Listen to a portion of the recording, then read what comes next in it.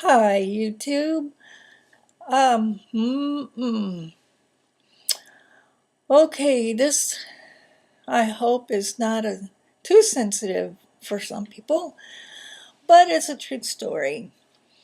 When my son was first starting school, um, he it was discovered that he had, what did they call it? Neuroapraxia, which means that um, the this is very technical.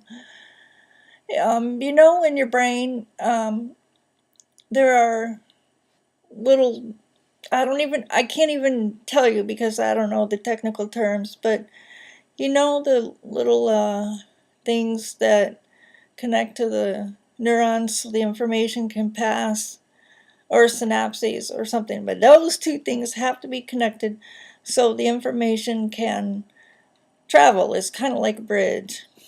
Um, but not enough of his were connected.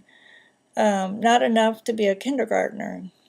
He had a speech impediment and he was a little slow on the learning side. He couldn't ride a tricycle yet, and he couldn't write. He could barely hold a pencil, and his writing was very, very big. I'm talking one letter is bigger than 1 inch. They were about 2 inches high and very spidery.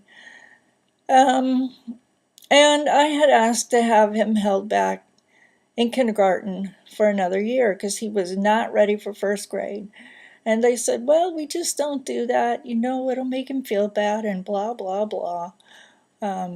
So, against my will and wishes, they put him in first grade. Well, his first grade teacher was actually the music teacher, but they told her if she wanted to keep her job, she had to teach classroom. So she did both. But she did not know how to teach classroom. So Alex learned very little that year. Again, they would not hold him back. So he went on to second grade. And for the first couple of months, he had a brand new teacher, fresh out of college, which is the university I went to. And one thing they teach at that university is critical thinking. And this woman, she was very young, but she realized that there was nothing she could do to help my poor son. And she went to the principal, who was a new principal, thank God, and she told him the situation, and she said, there's absolutely nothing I can do to help this poor child. He needs to be in special ed. And the principal agreed, and I totally agreed. So Alex had to transfer schools, which was really not a problem for me because he took the bus. So he transferred schools, and there were about 10 children in his class with a teacher and a classroom aide, and they were both trained in special ed. Um, and a lot of times there was a parent assistant or whatever you call them. And so Alex was in second grade there. He spent 1.5 years in second grade. And then I told the teacher that I did not want him to stay in that school for third grade because the teacher just acted like she was a babysitter for a bunch of brats and he wouldn't learn anything there. And she totally agreed. She said, that's exactly what happens. So Alex transferred, how much time? Okay, checking my time. Alex transferred schools again, which was no problem because he took the bus. And so he transferred again, and one of his friends was in his class, which was very good for both of them. And at the second grade school, this friend wandered around alone and did not want to be bothered. Um, and Alex kept asking him, please play with me. And he did this every day and wouldn't leave the poor kid alone every day. Please play with me. Please play with me. And it worked. Okay, the friend kind of came out of his shell a little bit, and they've been best friends ever since. And I think he was diagnosed with Asperger's, I think, finally, when he was in high school. Um, so this explains part of that. And anyway, I'll talk about that another time.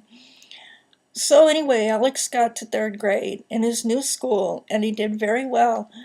So well that he was mainstreamed into English, computers, music, PE. I think that's it. And so it came time for parent-teacher conference, and I had to go to the special ed teacher for that conference, and I had to go to each mainstream teacher for those conferences. And the English teacher was so pitiful. You know, she talked to me about Alex's progress, but she knew that he had a learning disability, and she, the poor woman, she didn't know what she was doing. She would not look me in the eye. She would look over my head or over to my left or over to my right, but never straight into my eyes. And I knew this was because Alex had a learning disability, which she was embarrassed to talk to me about. I can't think of any other reason than she just didn't know how to operate with me or something. But she was very uncomfortable. And this teacher at another time was going to take her students on a field trip. And it involved getting on the ferry, which Alex already knew how to do because I'd taken him on the ferry a million times, to go to a museum. And he knew how to act in museums too. That was one of his favorite things to do. And so there were two children in this lady's class. Remember, this is mainstream English. And the teacher told me and probably the other mother that our children could not go.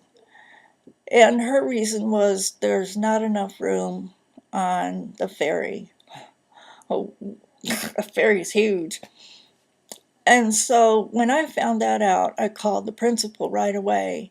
And I wasn't yelling at her. I was just I was upset, but I was calm, you know.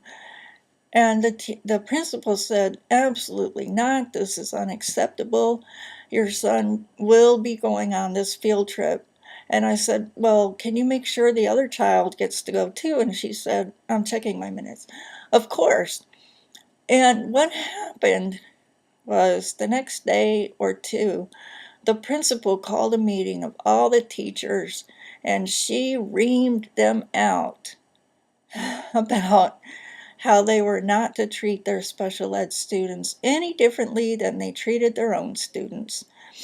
And this is a shame, and this is not to solicit any kind of pity because, you know, it's just like information I'm giving you. So if you have children and if you ask them how school was and they look uncomfortable or you can tell something is going wrong, please call a meeting with the teacher.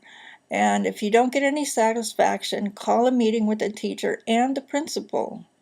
Okay, this might work.